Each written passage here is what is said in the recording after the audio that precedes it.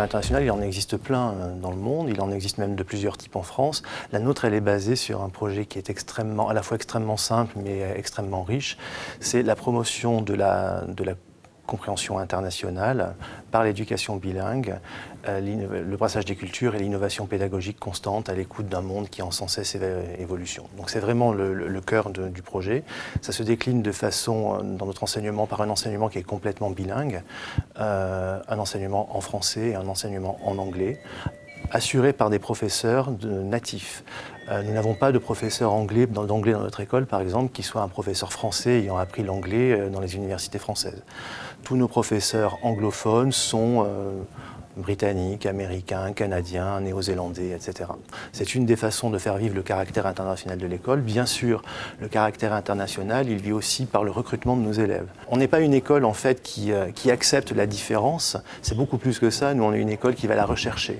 C'est vraiment dans notre projet de mettre ensemble en fait ces enfants qui ne se seraient jamais rencontrés ailleurs.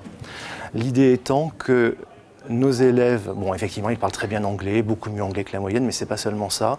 Nos élèves doivent comprendre ce que dit l'autre, mais aussi ils doivent comprendre ce qu'il veut dire, et c'est vraiment à cela qu'on s'attache. And once you put your names on these, or your name, you don't have more than one name, sit ready so I can see that you are ready.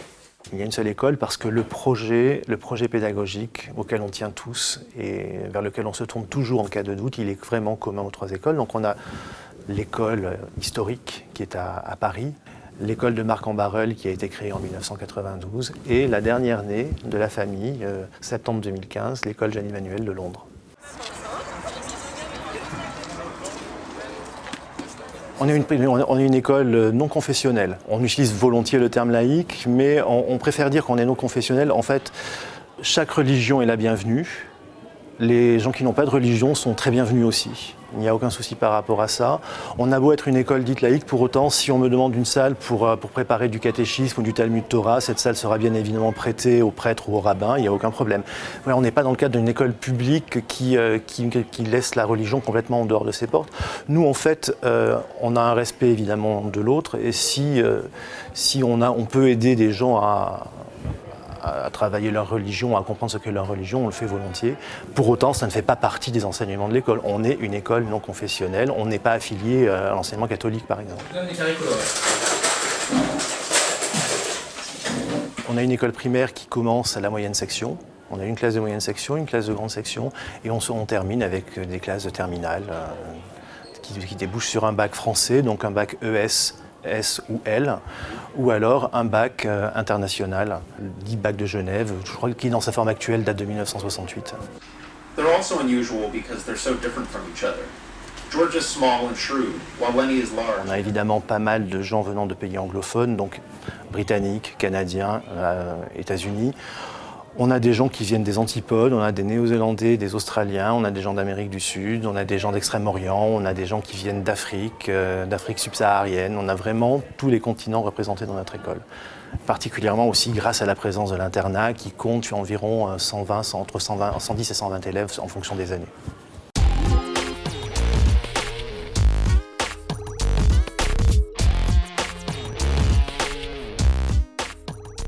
Tous nos enseignements sont particuliers par rapport à ce qui peut se faire ailleurs, étant donné que l'idée fondamentale, l'idée incontournable, c'est que l'élève soit engagé dans son apprentissage. Il est forcément au centre de ce qui se fait dans la classe. Quand je recrute un enseignant, par exemple, moi je dis la chose suivante, je lui dis deux choses. Je lui dis, vous savez, dans la classe, ce n'est pas l'enseignant qui travaille, c'est l'élève. Vous, votre travail, il doit se faire avant. C'est un travail de préparation, soit de communication avec ses collègues, ou c'est un travail qui va se faire après, dans l'évaluation du travail qui a été fait en classe. Et je dis aussi à l'enseignant, vous n'allez jamais travailler seul. Si vous voulez être ici pour arriver à 8h30, faire votre cours et repartir à la fin de la journée sans avoir échangé avec vos collègues de la même discipline ou des disciplines connexes, ce n'est pas la peine de venir chez nous, vous allez être malheureux. Donc ça, c'est la première des choses. Et effectivement, on a des enseignements qui sont assez détonnants par rapport à ce qui se fait ailleurs. Les classes de mathématiques, par exemple, au primaire, se font sans manuel et à l'aide d'un programme maison, qui est bien sûr la synthèse de différents programmes qui existent dans d'autres écoles. On va beaucoup voir ce qui se passe ailleurs et puis on essaie d'en faire une synthèse positive. Donc vous avez un programme de mathématiques par la manipulation. On n'a pas de cahier de mathématiques, on n'a pas de manuel de mathématiques pardon, dans les écoles primaires. Les élèves, on a un programme local donc de manipulation où les élèves se créent des images mentales pour bien comprendre ce que sont les mathématiques. Is this bigger than 90 degrees? No. Are any of our fingers bigger than 90 degrees? Maybe yes. Maybe yes. Au collège, la moitié de l'enseignement se fait en anglais, donc en histoire-géographie, en anglais évidemment, et en sciences. Et donc on a un programme de sciences qui s'appelle IQS, qui est un programme qui s'inspire, donc est un enseignement intégré de sciences et de technologies. Chez nous, les enfants n'ont pas un enseignement de sciences de la vie et de la terre, n'ont pas un enseignement de physique-chimie, n'ont pas un enseignement de technologie, mais on a repensé les programmes du collège en partant du questionnement des élèves, toujours dans l'objectif de les rendre le plus engagés et le plus actifs possible, qui mélange ces trois disciplines et qui travaille selon des thématiques données. L'idée, c'est que l'élève pratique la démarche d'expérimentation.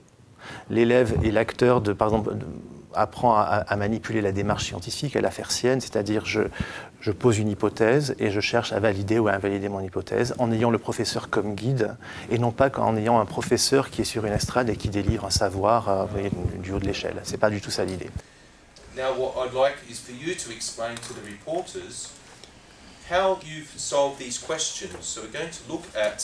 The course that we're doing today is a agglomeration, or the finish to a module that we've been doing on our place in the universe. So we've been looking at the conditions for life on Earth. We've been doing some theorising about what conditions are needed for life on Earth. The task is for them to design an ecosphere that faces the problems of what conditions are needed for life to exist. Through group work, they're working in teams of 4 and they're working together on a presentation for tomorrow's lesson.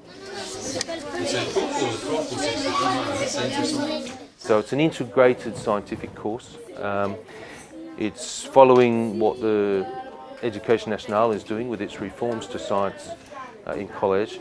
The classic disciplines of physics, chemistry, SVT are now integrated into a course that encompasses a little bit of each element within a theme. So our place in the universe has covered some ideas of physics and chemistry, but also biology.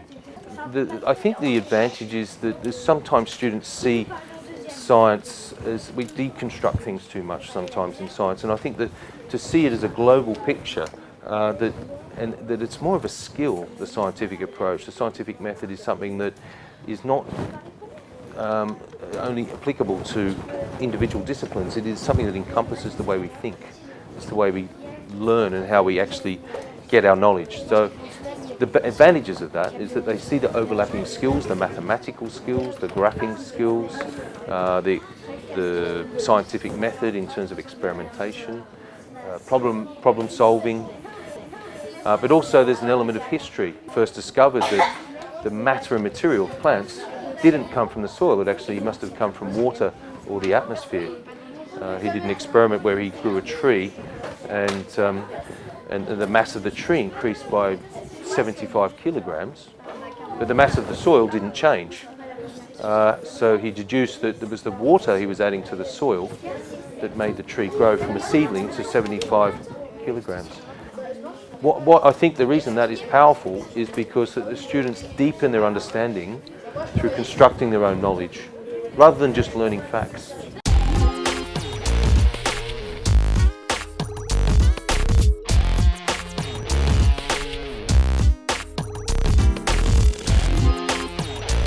The International Baccalaureate was set up in 1968 at the International School of Geneva, and it is essentially a baccalaureate aimed at students who want to become global citizens and world citizens.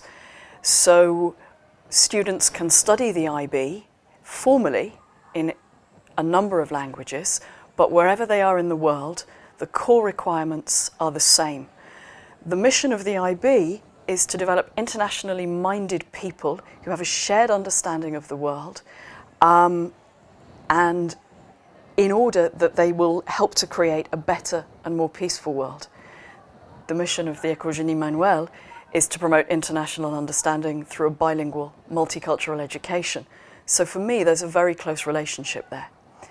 Students in the IB follow an academic curriculum of 6 subjects, necessarily, all over the world. They don't have to be the same 6 subjects, but there are 6 disciplines. One thing that students all have to do is a subject called Theory of Knowledge, Théorie de la Connaissance. And that really asks students to think about, how do I know what I know? How do I learn? How do I validate my own opinion? So it's a very conceptual course. It has elements of philosophy. It's an interdisciplinary subject. And the students have to reflect not just on the different disciplines and philosophy and ethics, but they have to make that personal to their own understanding. Students also have to prepare a 4,000-word research project and essay. The IB calls it the extended essay. And the goal of that is so that students get a taste of what it's like to be studying at university. And that is their project from beginning to end. They pick a discipline, they approach a teacher to become a supervisor. They have to find a question that they can research and answer in 4,000 words. It's very challenging. It's a very good preparation for university. There's some interesting defining moments now, but I want you to take me back to the novel, the autobiography, I Know Why the Caged Bird Sings. Most of our students leave France. One of the reasons that people choose to do the IB is that they're looking to study outside France. So we've had students last year. I've got a student who's going to Australia. We've got students who are going to, 2 students in universities in the United States. A lot of students go to the United Kingdom. Increasingly, students are looking also at places like the Netherlands. We've sent students in the past to universities in Italy. More and more French universities are now recognising the IB. Sciences Po, Grenoble, Lyon. So you can, but it's quite unusual for an IB student to stay in France because it's designed really to promote international mindedness and because it's taught in English, the IB.